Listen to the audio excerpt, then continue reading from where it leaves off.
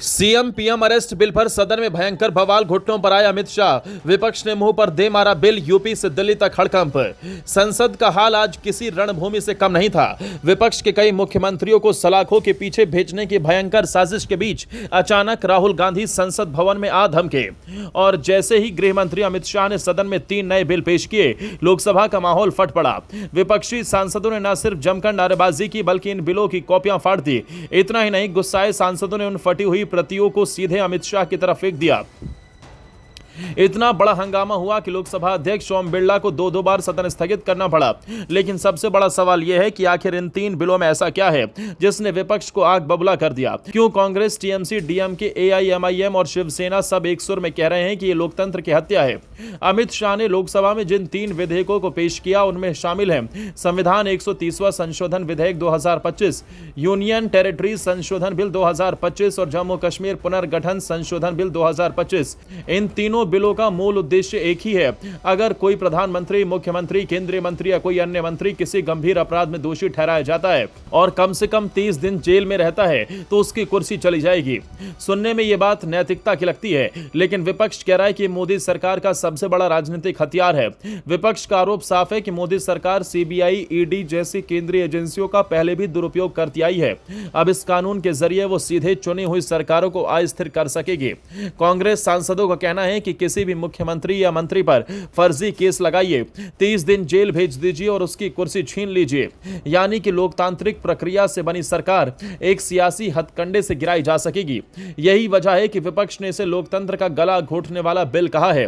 राहुल गांधी इस वक्त अपनी वोट अधिकार यात्रा पर थे, लेकिन जैसे ही उन्हें खबर मिली कि अमित शाह लोकसभा में यह बिल पेश करने वाले हैं, वो फौरन संसद पहुंचे और जैसे ही शाह ने बिल रखा, संसद गूंज उठा, तानाशाही नहीं चलेगी, लोकतंत्र की हत्या बंद करो, जेल भेजोगे तो कुर्सी नहीं छोड़ेंगे।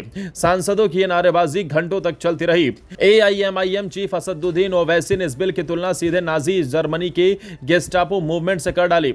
ओवैसी ने कहा कि यह बिल कार्यपालिका को ही जज, जूरी और जल्लाद बना देगा। भारत में चुने हुए मुख्यमंत्री जनता को जवाबदेह रहेंगे या फिर ईडी, सीबीआई को।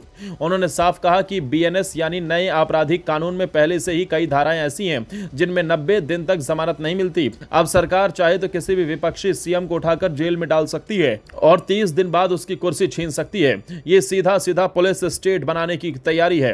हंगामा इतना बढ़ गया कि टीएमसी सांसद कल्याण बनर्जी ने बिल की कॉपी फाड़कर अमित शाह की तरफ फेंक दी। कांग्रेस के अभिषेक मनु सिंह भी बोले कि भाजपा विपक्ष को चुनाव में हरा नहीं पा रही। अब वो ईडी, सीबीआई के जरिए विपक्षी नेताओं को जेल भेजकर उनकी सरकारें गिराना चाहती है। डीएमके सांसद टीकेएस इलंगोवन ने कहा कि यह बिल विपक्ष को दबाने की साजिश है।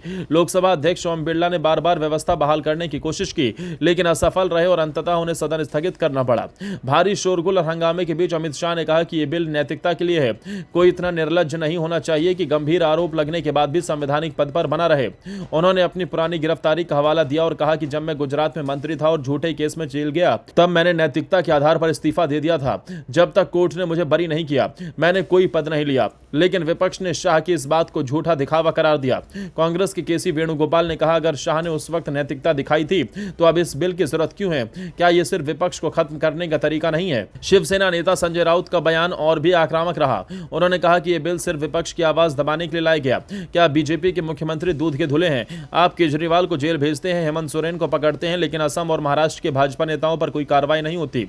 राउत ने साफ कहा कि बिल चुनिंदा विपक्षी सरकारों को गिराने की मशीन है। लगातार बढ़ते हंगामे के बीच अमित शाह ने आखिरकार यह ऐलान किया कि बिल को ज्वाइंट पार्लियामेंट्री कमेटी यानी जेपीसी में भेजा जाएगा।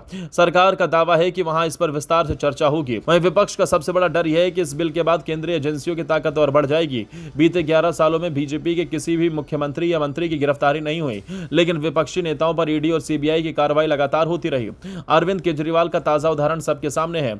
अगर यह कानून पहले से लागू होता तो दिल्ली का मुख्यमंत्री पद वो 30 दिन के भीतर गंवा चुके होते।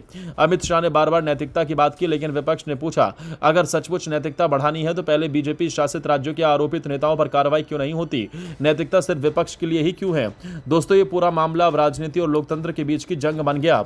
सरकार कह रही है कि हम भ्रष्टाचार के खिलाफ हैं, कोई अपराधी कुर्सी पर नहीं रहना चाहिए। विपक्ष ये कह रहा है कि ये सिर्फ एक साजिश है, हमारी चुनी हुई सरकारों को गिराने का हथियार है।